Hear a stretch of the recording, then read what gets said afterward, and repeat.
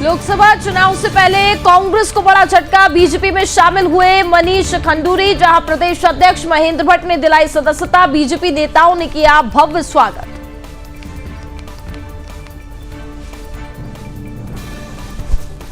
उपद्रवियों को सबक सिखाने के लिए धामी सरकार का बड़ा कदम। सीएम धामी कार्यक्रम में हुए शामिल। नकल विरोधी कानून और लैंड जिहाद पर की बातचीत।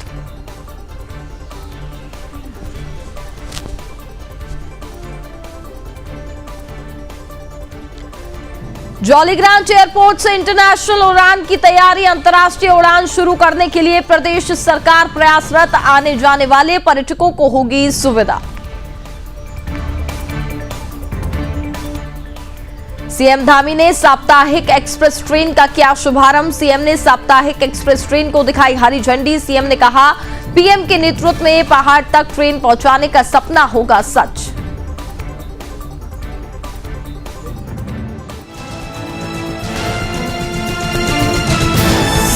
आप देख रहे हैं सुदर्शन न्यूज।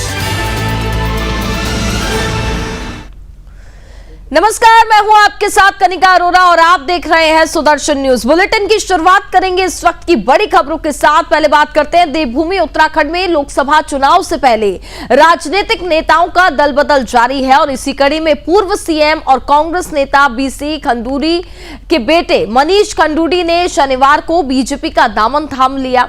आपको बता दें कि देहरादून बीजेपी महानगर कार्यालय में प्रदेश अध्यक्ष महेंद्र भट्ट ने मनीष खंडूरी को बीजेपी की सदस्यता दिलाई है।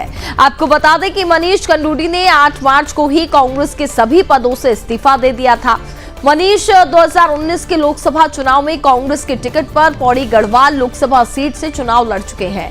आपको बता दें कि देहरादून महानगर बीजेपी कार्यालय में मुख्यमंत्री पुष्कर सिंह धामी, बीजेपी प्रभारी दुष्यंत कुमार गौतम, बीजेपी अध्यक्ष महेंद्र भट्ट की मौजूदगी में मनीष खंडूरी ने पार्टी की सदस्यता ग्रहण की। इस दौरान बीजेपी प्रदेश अध्यक्ष महेंद्र भट्ट ने कहा, हमें खुशी है कि मनीष खंडूरी बीजेपी में आए और इस दौरान उन्होंने ये भी कहा कि देश के विकास में पीएम मोदी के समर्थन में कांग्रेस छोड़कर बीजेपी में है। मान सम्मान का पूरा ध्यान रखेंगे। मनीष खंडूरी ने कहा कि राजनीति में किसी निजी कारणों से नहीं आए थे, ये उनके लिए संघर्ष का रास्ता रहा। उन्होंने ये भी कहा कि चुनाव हारने के बाद गढ़वाल सीट जहां छोड़कर आया हूं वहां भी अच्छे लोग हैं, लेकिन राज्य के विकास को आगे बढ़ाने के लिए बीजेपी ही सही प्लेटफॉर्म है। मैं ना टिकट के लिए आया हूं और ना ही पद मांगा है। मैं किसी निजी स्वार्थ के लिए बीजेपी में नहीं आया। मैं प्रधानमंत्री नरेंद्र मोदी से प्रभावित हूं। उनका उत्तराखंड से विशेष लगाव है। राज्य के विकास में उनका अहम योगदान है।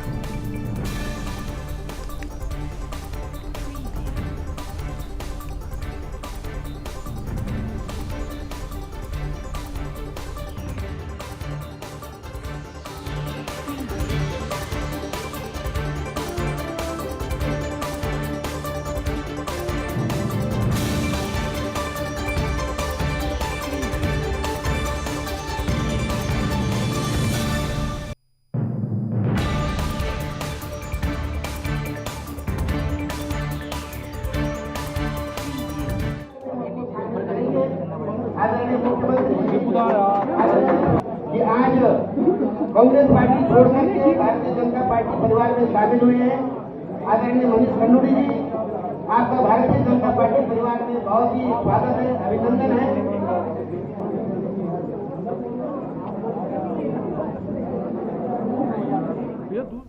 और अब आपको सीधे लिए चलते हैं छत्तीसगढ़ की ओर, जहां इस वक्त महतारी वंदन सम्मान सम्मेलन इस वक्त हो रहा है। सीधी तस्वीरें हम आपको वहां से दिखाते हैं। ये छत्तीसगढ़ की तस्वीरें, जहां छत्तीसगढ़ की में यहां पर ये महतारी वंदन की आज बताया जा रहा है, चूंकि किस्त जारी होगी, इसको लेकर के महिलाओं के लिए इसमें बताया जा रहा है कि विशेष तौर पर पूरा ध्यान रखा जा रहा है। इससे महिलाओं को आने वाले समय में महतारी वंदन योजना जो सरकार की ओर से लाई जा रही है उससे फायदा होगा। हम तस्वीरों में देख पा रहे हैं मुख्यमंत्री विष्णुदेव साय यहाँ मौजूद है। तमाम प्रदर्शनी यहां पर लगी है। इसके साथ ही यहां पर हर एक प्रदर्शनी का अवलोकन करते हुए तस्वीरों में वो नजर आ रहे हैं।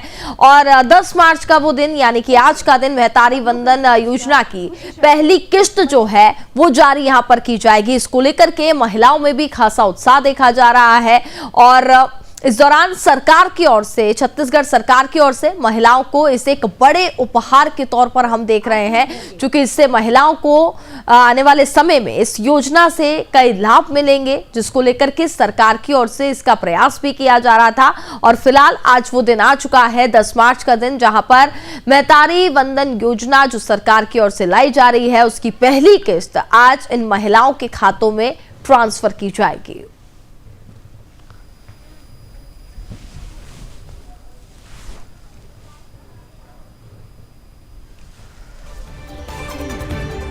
तो सीएम विष्णुदेव साय के साथ तमाम दिग्गज भारतीय जनता पार्टी के यहाँ पर मौजूद हैं। और देखिए तस्वीरें आप देख रहे हैं, चूंकि तमाम प्रदर्शनी यहाँ पर लगी हुई है और ये तस्वीरों में हम देख पा रहे हैं कि मुख्यमंत्री विष्णुदेव साय यहाँ पर प्रदर्शनी का अवलोकन कर रहे हैं। महिलाओं से यहाँ पर वो बातचीत कर रहे हैं और समझने की कोशिश कर रहे हैं कि क्या प्रदर्शनी यहाँ पर लगाई गई है, और विस्तार से यहाँ पर महिलाओं की ओर से भी उनको जानकारी दी जा रही है। और देखिए एक गिफ्ट हैम्पर जो है वो भी यहाँ पर सीएम विष्णुदेव साय को महिलाओं के द्वारा उनको सौंपा गया। और साथ ही अब से थोड़ी देर में चूंकि कार्यक्रम की शुरुआत भी हो जाएगी, जहां महतारी वंदन योजना की पहली किस्त आज सीएम यहाँ पर जारी करने वाले हैं। इसको लेकर के साफ तौर पर उत्साह और एक बड़ा कार्यक्रम यहाँ पर आयोजित किया जा रहा है। और छत्तीसगढ़ सरकार की ओर से महिलाओं को लेकर के विशेष कदम यहाँ पर उठाए जा रहे हैं, चूंकि इस बार का जो छत्तीसगढ़ विधानसभा चुनाव रहा था उसमें हमने देखा था कि महिलाओं की जो संख्या थी वो काफी ज्यादा थी, महिलाओं वोटर्स की। इसी के चलते अगर हम बात करें तो सरकार का भी जो अब खास फोकस है वो महिलाओं को लेकर के और ज्यादा बढ़ जाता है। और ये प्रदर्शनी की तस्वीरें सीधे लगातार हम आपको दिखा रहे हैं, चूंकि एक बड़ा कार्यक्रम यहाँ पर आयोजित होने वाला है। इसको लेकर के विशेष तैयारियां और यहाँ पर सीएम द्वारा हर एक प्रदर्शनी का अवलोकन किया जा रहा है। और महिलाएं भी यहाँ पर तमाम मौजूद हैं, जो कि विस्तार से यहाँ पर हर एक प्रदर्शनी का जो भी यहाँ पर स्टॉल्स लगाए गए हैं उनके बारे में जानकारी दे रही हैं।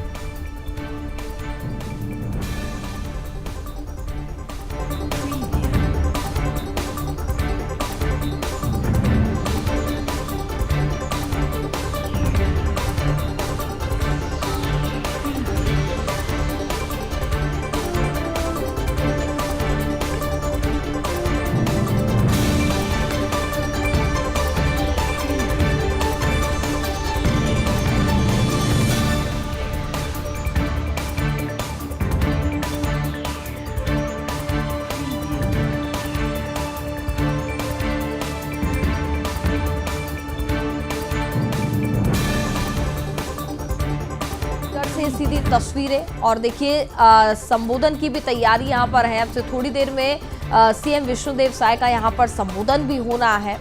और महतारी वंदन योजना, इसकी पहली किस्त जो है वो आज यहाँ पर जारी कर दी जाएगी सीएम द्वारा।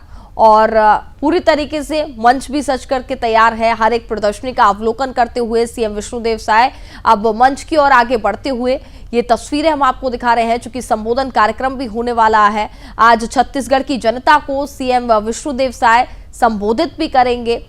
महिलाओं के लिए खास तौर पर यहाँ पर भारतीय जनता पार्टी सरकार की ओर से एक विशेष फोकस रखा जा रहा है। और महतारी वंदन योजना जो है हो चुका है। माननीय श्रीमती लक्ष्मी राजवाड़े जी, माननीय श्री सुनील सोनी सांसद जी, आप सभी से हमारा आग्रह, कार्यक्रम की विधिवत शुरुआत हम दीप प्रज्वलन से करेंगे। आज के कार्यक्रम की अध्यक्षता कर रहे हैं माननीय श्री विष्णुदेव साय जी, मुख्यमंत्री छत्तीसगढ़ शासन। हमारे सभी सम्मानित अतिथियों से आग्रह, दीप प्रज्वलन कार्यक्रम की विधिवत शुरुआत करें। और आप सभी से आग्रह, जोरदार करतल ध्वनि से हमारे सभी अतिथियों का स्वागत करें।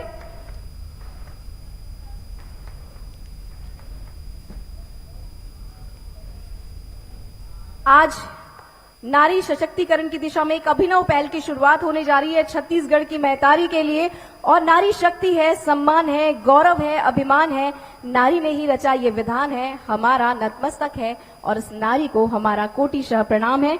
सभी के लिए जोरदार तालियां।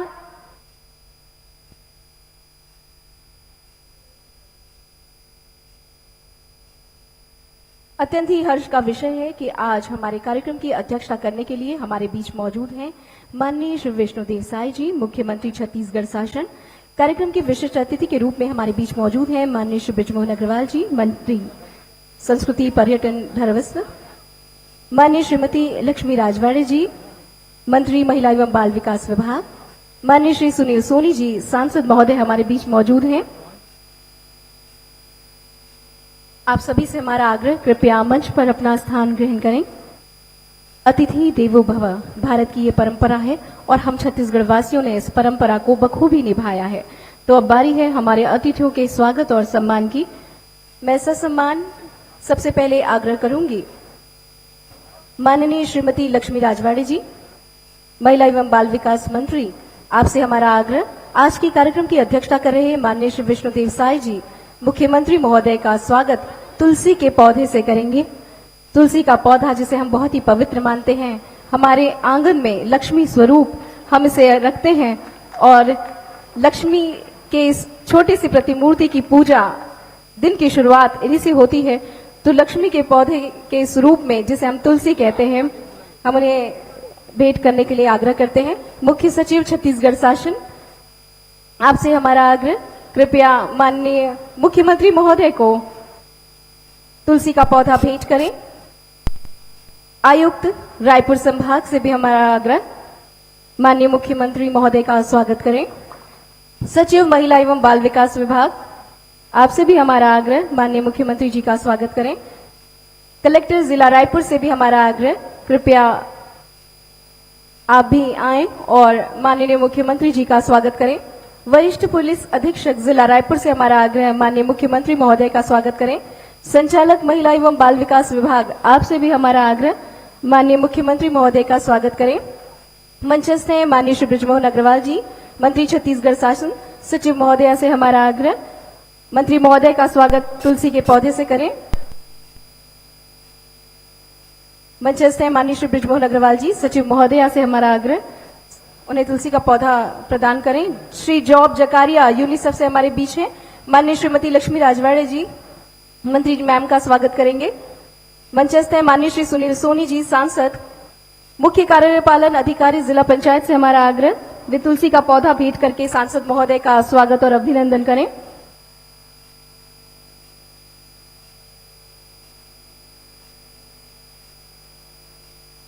मंचस्थ सभी अतिथियों के स्वागत के लिए मैं क्रिस्टीना लाल मैम से आग्रह करूंगी और निशा मैम से आग्रह करूंगी, मंचस्थ सभी अतिथियों को तुलसी का पौधा भेंट कर उनका स्वागत करें। क्रिस्टीना लाल मैम और निशा मैम से हमारा आग्रह, मंचस्थ समस्त अतिथियों का स्वागत करेंगे।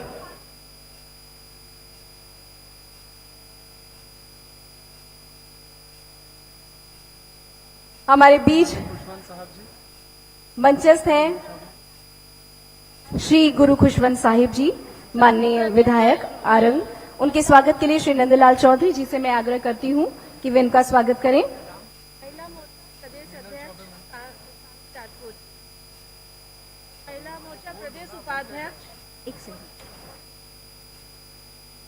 मीनल चौबे जी यहाँ मौजूद है, उनके स्वागत के लिए भी सम्मानीय मीनल चौबे जी के स्वागत के लिए मैं क्रिस्टीना लाल मैम से आग्रह करती हूँ, उनका स्वागत करें।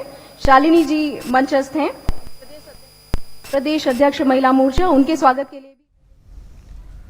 खबरों में आगे बढ़ते हैं। उत्तराखंड के सीएम पुष्कर सिंह धामी एक कार्यक्रम में शामिल हुए, जहां सीएम धामी ने नकल विरोधी कानून समेत लैंड जिहाद मामले पर बातचीत की। साथ ही आपको बता दें कि सीएम धामी ने कहा कि हमने सख्त नकल विरोधी कानून लागू किया है। पूरे हिंदुस्तान का सबसे सख्त नकल विरोधी कानून कहीं लागू हुआ है तो वो उत्तराखंड में हुआ है।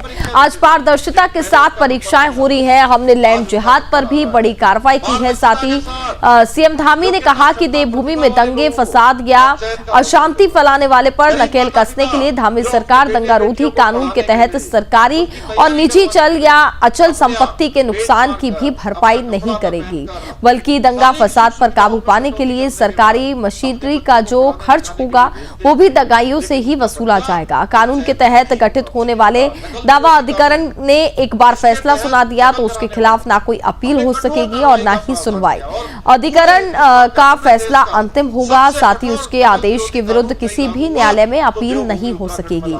जहां दावा अधिकरण गठित हो जाएगा तो वहां किसी सिविल न्यायालय को प्रतिकर के किसी दावे से संबंधित किसी प्रश्न को अंगीकृत नहीं कर सकेगा। आपको बता दें कि दंगाइयों और उपद्रवियों को सबक सिखाने के लिए उत्तर प्रदेश और हरियाणा राज्य में ये कानून लागू है, लेकिन उत्तराखंड सरकार का कानून इन दोनों राज्यों से सख्त बताया जा रहा है। उत्तर प्रदेश में दंगा फसाद या विरोध प्रदर्शन के दौरान मृत्यु पर प्रतिवादी से 5 लाख रुपए और घायल होने पर 1 लाख रुपए के जुर्माना वसूलने का प्रावधान है, लेकिन उत्तराखंड सरकार ने मृत्यु पर 8 लाख और घायल पर 2 लाख का जुर्माना वसूलने का कानून बनाया है। नकल विरोधी कानून, इसके तहत नकल कराने वालों पर हमने कठोर कार्रवाई का प्रावधान। जी ने कहा नकल विरोधी कानून, इसके तहत नकल कराने वालों पर हमने कठोर कार्रवाई का प्रावधान किया और पूरे हिंदुस्तान का, पूरे देश का सबसे कठोर नकल विरोधी कानून कहीं लागू हुआ तो देवभूमि उत्तराखंड में लागू हुआ।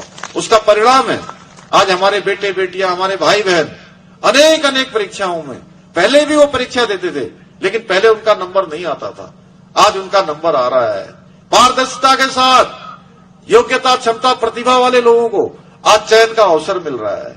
गरीब माता पिता जो अपने बेटे बेटियों को पढ़ाने के लिए, उनकी तैयारी करवाने के लिए अपने पेट मारकर, अपना कपड़ा न पहनकर, अपनी सारी सुख सुविधाओं में कटौती करने के बाद अपने बच्चे को पढ़ाने लिखाने के लिए भेजते थे, लेकिन उनका बच्चा उस चयन में नहीं होता था क्योंकि वो नकल के अपराध के कारण से उसकी मेहनत चोरी हो जाती थी, उसमें डकैती पड़ जाती थी, उसमें लूट हो जाती थी। हमने भाइयों बहनों ऐसे माता पिता और ऐसे बच्चों के लिए ये नकल विरोधी कानून बनाया कि उनकी मेहनत, उनकी प्रतिभा, क्षमता अब बेकार नहीं होगी, अब उनको चयन का अधिकार मिलेगा, चयन का अवसर मिलेगा।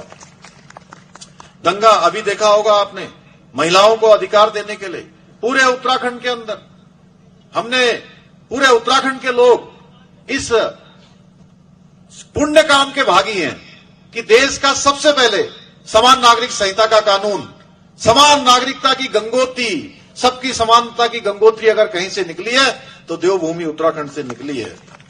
इसके साथ साथ ही लैंड जिहाद करने वालों के खिलाफ भी हमने कठोर कार्रवाई की है। अतिक्रमण, आज 3500 एकड़ से भी ज्यादा अतिक्रमण मुक्त पूरे उत्तराखंड के अंदर से सरकारी जमीनों को हमने कराया है।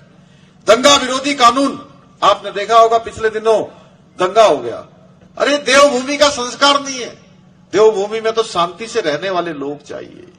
यहां पर वातावरण खराब करने वाले लोगों के लिए कोई स्थान नहीं है, इसलिए देवभूमि के अंदर कोई उपद्रव करेगा, दंगा करेगा, आगजनी करेगा, इस तरह से जो है घटनाओं को अंजाम देगा जिससे देवभूमि का माहौल खराब होगा। तो हमने कहा हम इसके लिए भी सख्त कानून का प्रावधान कर रहे हैं। जी ने कहा नकल विरोधी कानून, इसके तहत नकल कराने वालों पर हमने कठोर कार्रवाई का प्रावधान किया और पूरे हिंदुस्तान का, पूरे देश का सब। देहरादून एयरपोर्ट पर इंटरनेशनल फ्लाइट उतारने के लिए कवायद शुरू कर दी गई है। अगर सब ठीक रहा तो आगामी कुछ समय बाद जॉलीग्रांट में छोटे विमानों से अंतर्राष्ट्रीय उड़ानें शुरू की जा सकती हैं। देहरादून एयरपोर्ट को अंतर्राष्ट्रीय एयरपोर्ट बनाने की कवायद करीब 4 साल पहले से शुरू हो गई थी। 2024 में एयरपोर्ट प्रशासन ने थानो वन रेंज की 243 हेक्टेयर वन भूमि से संबंधित एक प्रस्ताव राज्य सरकार को भेजा था। तब इस प्रस्ताव का तमाम संगठनों ने विरोध किया था। इसके लगभग 2 साल बाद जॉलीग्रांट मुख्य बाजार से लेकर के दुर्गा चौक तक तहसील प्रशासन ने भूमि की नाप झोंक भी की थी। इसका भी विरोध हुआ था। ये दोनों कवायद तब से आगे नहीं बढ़ पाई। अब प्रदेश सरकार और एयरपोर्ट प्रशासन मौजूदा रनवे और साथ ही संसाधनों के साथ ही देहरादून एयरपोर्ट को अंतर्राष्ट्रीय एयरपोर्ट बनाने की दिशा में काम कर रहे हैं। अगर ये योजना सफल हुई तो जल्द ही देहरादून में अंतर्राष्ट्रीय उड़ानों की आवाजाही का रास्ता साफ हो जाएगा।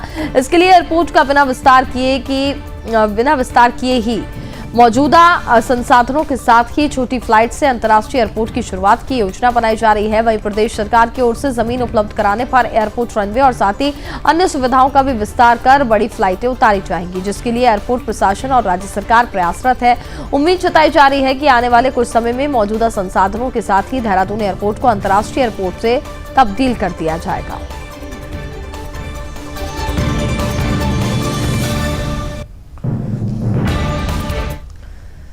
मुख्यमंत्री पुष्कर सिंह धामी ने चंपावत जनपद के टनकपुर रेलवे स्टेशन से टनकपुर देहरादून साप्ताहिक एक्सप्रेस ट्रेन को हरी झंडी दिखाकर के इसका शुभारंभ किया। मुख्यमंत्री ने टनकपुर से देहरादून के लिए पहली एक्सप्रेस ट्रेन संचालन के लिए प्रधानमंत्री नरेंद्र मोदी और रेल मंत्री अश्विनी वैष्णव का आभार जताते हुए इसे एक स्वप्न का पूरा होने जैसा बताया है। साथ ही सीएम ने कहा कि आजादी से पहले बने टनकपुर रेलवे स्टेशन से देहरादून के लिए ये पहली एक्सप्रेस ट्रेन संचालित हुई है। मुख्यमंत्री ने कहा कि टनकपुर एक्सप्रेस के संचालन में टनकपुर से देहरादून तक अनेक महत्वपूर्ण शहरों को सीधे जोड़ा गया है, जिससे कि लोगों को सुविधा होगी और इस एक्सप्रेस के माध्यम से Banbasa, Khatima, Pilibhit, Bhojipura, Bareilly city, Bareilly junction, Chandausi, Moradabad, Haridwar railway station से जुड़े लोगों को यात्रा करने का आसानी से विकल्प भी मिलेगा और उनका समय भी बचेगा। इसके साथ ही ये ट्रेन सेवा मां पूर्णागिरी के दर्शन करने आने वाले श्रद्धालुओं के लिए भी यातायात का एक बेहतर विकल्प भी बनेगी।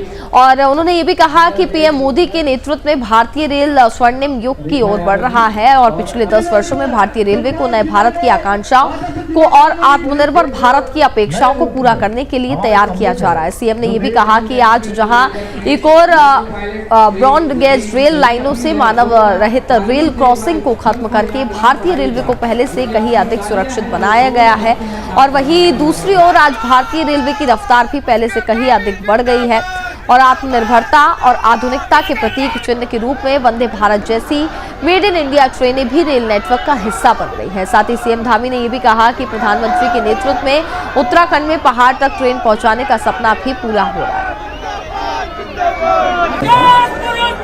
उत्तराखंड राज्य के सबसे युवा स्वागत करती हुई इसमें तकरीबन 750 से अधिक यात्री जा रहे हैं और बड़ी पॉपुलर, क्योंकि उसमें हम लोग भी सीएम साहब के साथ आए थे तो भरी हुई गाड़ी चल रही थी, तो काफ़ी बढ़िया रिस्पांस निकला इस गाड़ी का।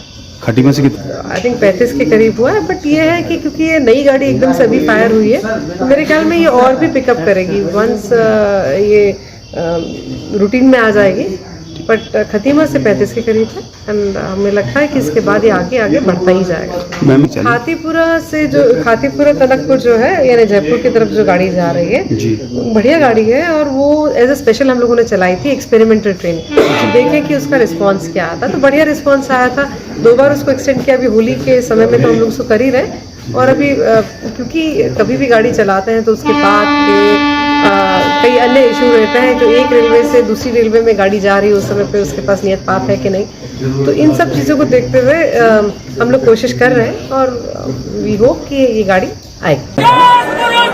उत्तराखंड राज्य के सबसे युवा स्वागत करती हुई मंडल रेल प्रबंधक। विकासनगर में धड़ल्ले से अवैध खनन का खेल जारी है और मत्तक माछरी क्षेत्र में मस्जिद से सटे अवैध खनन के इस अड्डे पर धड़ल्ले से ट्रैक्टर ट्रॉली के जरिए यमुना नदी से खनन सामग्री रोजाना भरी जाती है, जिससे बेखौफ खनन माफिया जेसीबी की मदद से डंपरों में भरकर देहरादून के लिए रवाना करते हैं। स्थानीय लोगों ने कई बार अधिकारियों को इस पूरे मामले की सूचना दी, लेकिन तहसील प्रशासन या खनन विभाग इस पर कोई कार्रवाई नहीं करता है। अब देखना होगा कि जिम्मेदार अधिकारी कितनी जल्दी इन मामलों पर ठोस कार्रवाई करेंगे।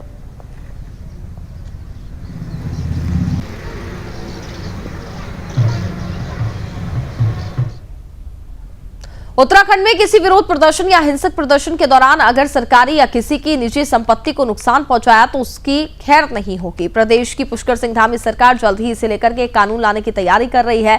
इसके तहत दंगाइयों से ही नुकसान की भरपाई कराई जाएगी। धामी कैबिनेट में इसे लेकर के विशेष ट्रिब्यूनल के गठन को मंजूरी दे दी गई है। सीएम पुष्कर सिंह धामी ने अपने सोशल मीडिया अकाउंट पर इसकी जानकारी शेयर की है। उन्होंने लिखा है कि प्रदेश की शांति व्यवस्था भंग करने वालों की अब खैर नहीं है। दंगों और अशांति फैलाने के मामले में सख्ती से रोक लगाने के उद्देश्य से कैबिनेट बैठक के दौरान एक विशेष ट्रिब्यूनल के गठन का मंत्रिमंडल ने मंजूरी दे दी है। सीएम धामी ने कहा कि दंगों के दौरान होने वाले सार्वजनिक संपत्ति के नुकसान की क्षतिपूर्ति दंगाइयों से ही की जाएगी। प्रदेश की शांति व्यवस्था बिगाड़ने वालों को भारी कीमत चुकानी पड़ेगी और एक ऐसी मिसाल यहाँ पर बनाएंगे जिससे कि देवभूमि की पवित्र भूमि को कलंकित करने वाले दंगाइयों की पीढ़ियां भी वर्षों तक याद रखेंगी। उत्तराखंड की मुख्य सचिव राधा रतूड़ी ने इस बारे में जानकारी देते हुए कहा है कि उत्तराखंड में दंगों के दौरान किसी भी सरकारी या निजी संपत्ति को कोई नुकसान होता है तो उपद्रवियों से इसकी वसूली की जाएगी और साथ ही एक सख्त कानून बनाया जाएगा। सीएम धामी की अध्यक्षता में हुई कैबिनेट बैठक में इस कानून के प्रस्ताव को मंजूरी दे दी गई है। मुख्य सचिव ने कहा कि सीएम ने एक नया कानून बनाने के लिए प्रस्ताव पास किया है और साथ ही वो ऑर्डिनेंस के जरिए एक्ट बनेगा और कैबिनेट से मंजूरी मिलने के बाद ही माननीय राज्यपाल महोदय के अनुमोदन के लिए जाएगा। इस मंच से कहना चाहता हूं कि जिसने भी बनगुलपुरा में इस घटना, इस मंच से कहना चाहता हूं कि जिसने भी बनगुलपुरा में इस घटना को अंजाम दिया है, एक एक दंगाई को, एक एक उपद्रवी को जब तक सलाखों के पीछे हम नहीं पहुंचा देंगे तब तक हम बिल्कुल चैन से नहीं बैठेंगे। ना हमारी सरकार बैठेगी, ना हमारा प्रशासन बैठेगा। और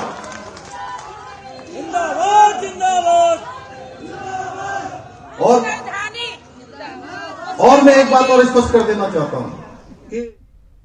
लोकसभा चुनाव नजदीक है, ऐसे में उत्तराखंड सरकार विभिन्न योजनाओं के लोकार्पण के माध्यम से जनता को सौगात दे रही है और इसी कड़ी में आपको बता दें कि उत्तराखंड के सीएम पुष्कर सिंह धामी हल्द्वानी पहुंचे, जहां बीजेपी कार्यकर्ताओं ने उनका जोरदार स्वागत किया। इस दौरान सीएम धामी ने नैनीताल जिले में 778 करोड़ की विकास योजनाओं की सौगात दी है। साथ ही हल्द्वानी के काठगोदाम स्थित रोडवेज वर्कशॉप काठगोदाम में बस टर्मिनल का शिलान्यास, कोलापार में ड्राइविंग स्कूल, नैनी देवी मंदिर सौंदर्यीकरण सहित नलकप निर्माण, सड़कों के सौंदर्यीकरण सहित हल्द्वानी और लालकुआ की 2 बड़ी सीवरेज योजनाएं की सौगात दी है। इस दौरान केंद्रीय राज्य मंत्री और नैनीताल सांसद अजय भट्ट की कार्यक्रम में मौजूद रहे। इस दौरान मुख्यमंत्री पुष्कर सिंह धामी ने एक जनसभा को भी संबोधित किया, जहां केंद्र और राज्य सरकार की तरफ से चलाई जा रही विभिन्न योजनाओं की जानकारी देते हुए कहा कि प्रधानमंत्री नरेंद्र मोदी के नेता उत्तराखंड लगातार प्रगति के पथ पर है। और इस बीच सीएम धामी ने यह भी कहा कि पीएम मोदी का उत्तराखंड से अपार प्रेम है और समय समय पर प्रधानमंत्री नरेंद्र मोदी उत्तराखंड की योजनाओं के माध्यम से सौगात देते रहते हैं। नैनीताल जनपद से चुना गया है,